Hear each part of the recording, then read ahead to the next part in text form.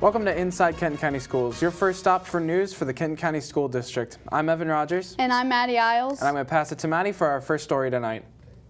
Our first segment is the Gemini Fantasy League. The Gemini Fantasy League originated from the Kenton County Academies of Innovation and Technology and came from the Gemini College Academy, which both Evan and I participate in the mornings of our school day. The point of the Gemini Fantasy League was to put us into groups and get the seniors excited to go into college. Now, what we are going to showcase is the draft that the teachers performed by picking each individual student into their teams based on their ACT scores, the colleges that they wanted to go to, and their attendance in school. The scoring is based off of how many college applications you have, how many college acceptances you have, the scholarships you apply for, and your attendance in school. So we would like to showcase this with our first segment.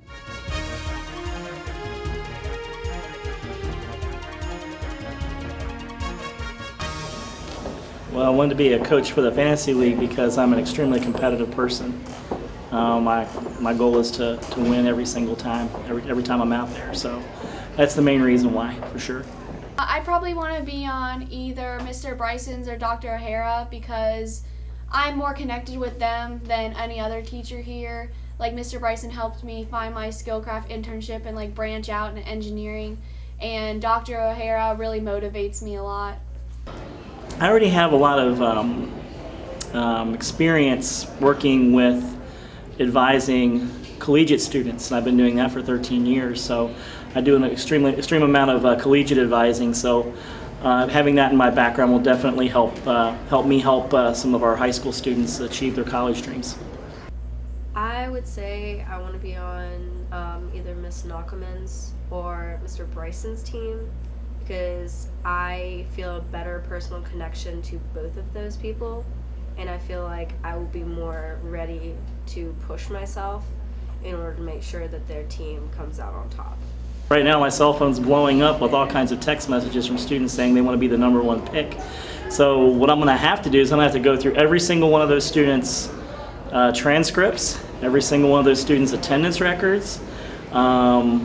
I have students tell me they're going to write me a paper about why I should choose them. So it's going to be a really tough decision. I mean, I'm going to have to minimize my maximum regret. My maximum regret being the students I can't choose because I have to choose my top pick. And then my goal is hopefully some of those students will still be on the board, and then in the second, third, and fourth rounds, fifth rounds, etc., so that I can add them to my team as well. I think it's beneficial because it's really going to motivate me to be a better student, and I know having people like that in my life, it's just going to really help me to want to do better in school, want to do better on the ACT, and it's going to help me with my admissions when I'm trying to get into college.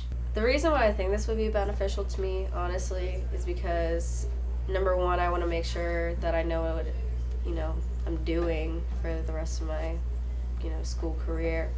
And also because, they've turned this into a competition and I really want to win. So, As you can see with our coverage, the competitive nature of the Gemini Fantasy League has encouraged students all year to be excited to go to college. This has been effective, and personally, I love the Gemini Fantasy League because it makes me want to apply for colleges and get acceptances and get more scholarships. Now we're going to throw it to Evan for our second segment of the show. Thanks, Maddie. Up next, we have the Boon Woods Art Show, which is an annual fall event where locals can buy, sell, and show off their art, including pottery, paintings, and homemade crafts. This event had a lot of booths and volunteers, so you really get an idea of the scope of how many people really see this as a cultural value and want to get themselves involved with it. Let's take a look at that. Well, I've always enjoyed taking pictures as an adult, and one of those things where people ask to see my photos, like you have a slideshow, if you're going to show your slideshows, instead of people running from the room screaming, no, they would say, come on, you want to see your slideshow, bring us some slides, when I would go on vacation and so on. So I got a lot of positive feedback about the photos that I took. And after I worked in public schools for 17 years and decided when I grew up I wanted to hike in the woods and take pictures. So that's what I decided to do in 1994. I started a business of Wild Walks Photography, and just started going out generally in Kentucky to begin with, and shooting landscapes and nature and scenics, and one thing led to another where I started to get into some gift shops and places, and had a market, discovered where discovered that there were markets for quality photos, and kind of took it from there.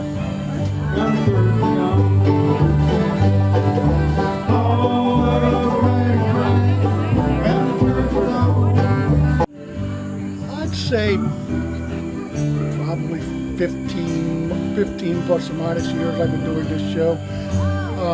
Generally, I've had good shows here, and I've had not so good shows here. I think part of that reflects the nature of the economy. I think back in like 2008 or 2010, there was hard to sell anything. People just didn't have the expendable income, and the last thing after the necessities, the last thing they want to spend their money on is art. So the thing I'm starting to wonder about photography is that since everybody's a photographer, meaning they got the thing in their pocket, they pull out and they start taking pictures, that the uniqueness and the kind of the value of it's kind of going away in a sense. I don't sense as much response to it as an art form anymore. It's just kind of a thing that everybody does with their phones and their cameras.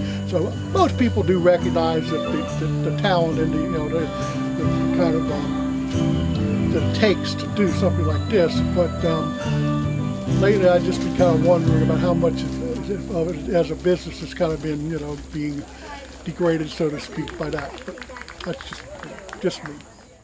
The atmosphere at the event had a very cozy and friendly environment that made visitors feel like they were at home. Everyone that was working it was also very friendly and inviting, so that made the visitors feel a lot more immersed in the experience. We're looking forward to showing you more stories of inside Kenton County Schools. Now we're headed toward a short break. We'll be right back.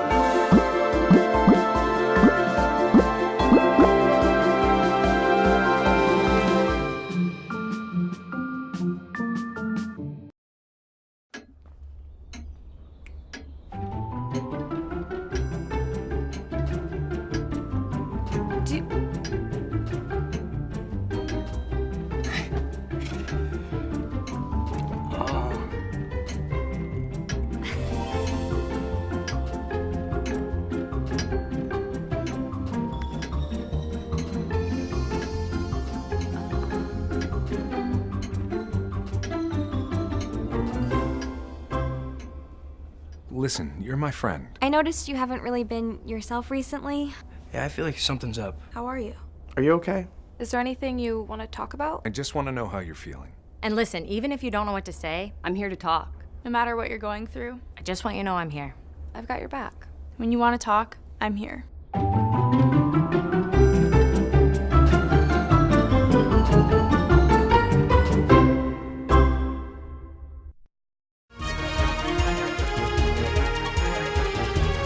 Welcome back to Inside Kenton County Schools, where we have the scoop on your Kenton County Schools. Here's Maddie with the next segment.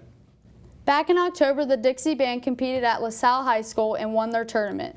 We decided to interview 2 students and showcase the pictures and highlights from this competition. Hi, I'm Rayana Walther, and I'm on Dixie Heights Color Guard. It's my second year, and I'm going to talk about my favorite competition of this season. So, our show is called Conflict Within, and our recent performance was at LaSalle High School. It's somewhere up in Ohio, not exactly sure where, but it's not important. We won first place guard, and I was really proud of our color guard for doing that, and we won the competition first place overall, and we had a really fun time at the competition, not just performing, but a bunch of my friends and I, we got around together and we played games, Pretty Princess to be exact, and we just enjoyed the life of being a band kid. Hi, I'm Logan Wibberly, and I'm also with the Dixie Heights Marching Band, and we also won at Taylor High School. That was up on the west side of Cincinnati, and we went up there, beat other bands that are going to be in our class at the Mid-States Championships coming up in 3 weeks.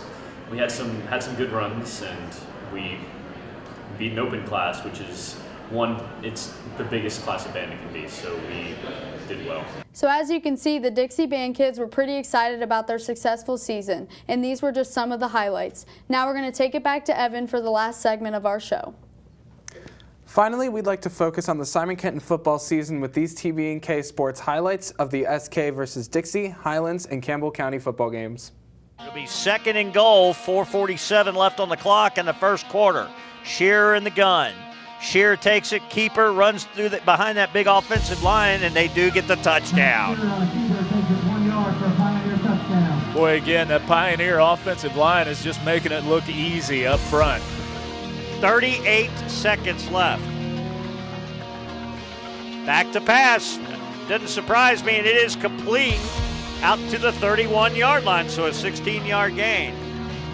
Clock will stop while they move the chains. 32.1 to go.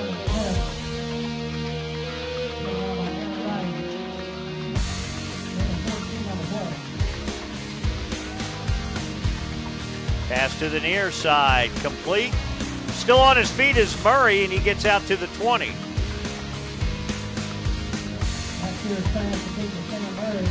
Nice job by Murray there. Getting down to the 21, picking up a couple of extra yards, but cost him a few extra seconds. So there's a lot of things that could happen. We'll take it one step at a time and see if SK can get to within one score. $1:35 to go. 2 wideouts on the far side, 3 bunched to the near side. Wide open, caught it at the 10. Makes a move to the outside, touchdown, Fisher Hayden.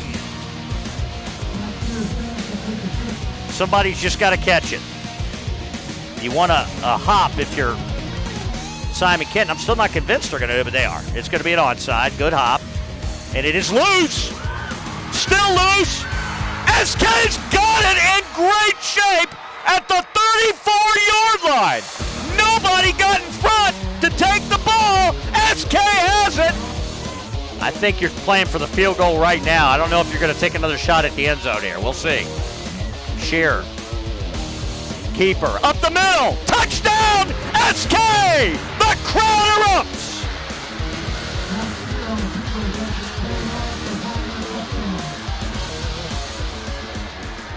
The Pioneers had an impressive 11-2 season, ending with a loss in the 3rd round of the playoffs to Trinity Louisville. We'd like to congratulate SK on their awesome season.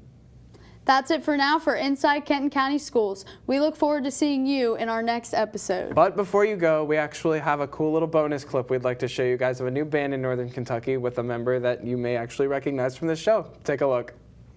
Look, it says Evans.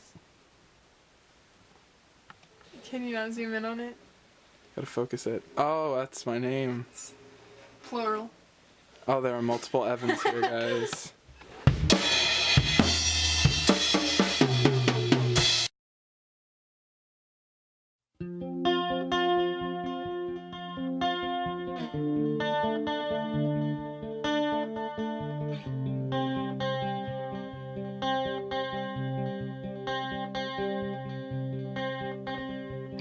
Just stop your crying, it's a sign of the times. Welcome to the final show. Hope you're wearing your best clothes. You can't prime the door on your way to the sky. You look pretty good down here, but you ain't really good. If we never knew we've been here before, why are we always stuck and running from the bullets? The bullets. We never learned we've been here before. Why are we always stuck and running from the bullets? The bullets.